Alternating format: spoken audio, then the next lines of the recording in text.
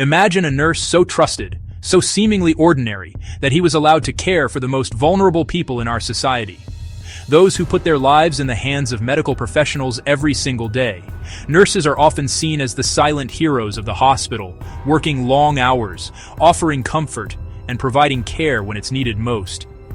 But what if, hidden behind that gentle smile and calm demeanor, was a darkness no one could have imagined? Charles Cullen killed at least 29 patients, and experts believe the true number could be in the hundreds. His victims were people at their most vulnerable, people who trusted him to help them heal. The scale of his crimes is almost unimaginable, and the pain he left behind is still felt by families today.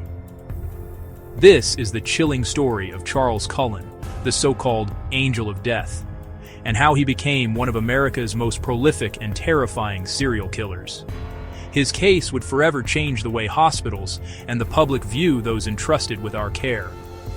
On the surface, Charles Cullen seemed like any other nurse.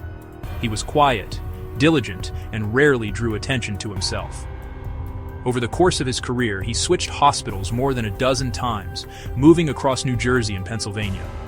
Each new job was a fresh start, a new opportunity to blend in and continue his deadly work. No one suspected that each move was a calculated attempt to hide a shocking secret. Cullen's pattern of leaving one hospital for another allowed him to escape suspicion, and each time, he left behind a trail of unexplained deaths and grieving families. Cullen's weapon wasn't a gun or a knife. It was the very medicine meant to heal. He used his medical knowledge to exploit the trust placed in him, turning life-saving drugs into instruments of death. He injected patients with lethal doses of drugs they didn't need, medications like insulin and digoxin, which in the wrong amounts can be deadly. These drugs were often chosen because their effects could mimic natural causes, making it difficult for anyone to suspect foul play. His victims ranged from the very old to the young, from those with terminal illnesses to those expected to recover. But they all had one thing in common: they trusted him. For many, their last moments were spent in the presence of someone they believed was there to help. Alarms did go off.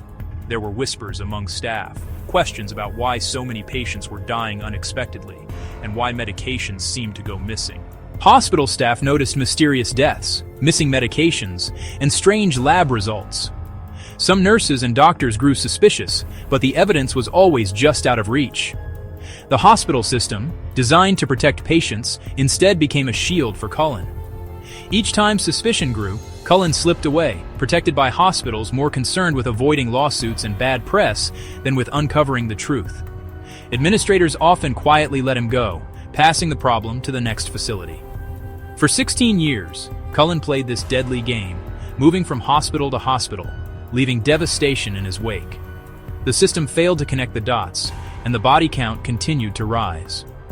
When police finally caught up with him in 2003, the truth began to unravel. Cullen admitted to murder after murder, sometimes struggling to even recall all the names of those he had killed. The sheer scale of his crimes stunned investigators and the public alike. Many ask, why did he do it? What could drive a nurse, someone trained to save lives, to become a serial killer? Cullen claimed he was ending suffering, that he was putting patients out of their misery. But investigators and psychologists saw something much darker: cravings for control, a twisted sense of power over life and death, and a deep-seated need to manipulate those around him. His explanations never truly made sense, leaving only more questions. His arrest sent shockwaves through the medical world. Hospitals across the country were forced to re-examine their hiring practices, medication controls, and reporting systems. The Cullen case became a wake-up call for the entire healthcare industry. Hospitals changed policies, but for the families of the victims, the pain and confusion remain. They were left with questions that can never be answered, and with the haunting knowledge that someone they trusted betrayed them in the worst possible way. Charles Cullen is now serving multiple life sentences, his legacy a chilling reminder that sometimes the most trusted people can hide the darkest secrets. His story is a warning to us all. Evil can wear any face, even that of a caregiver.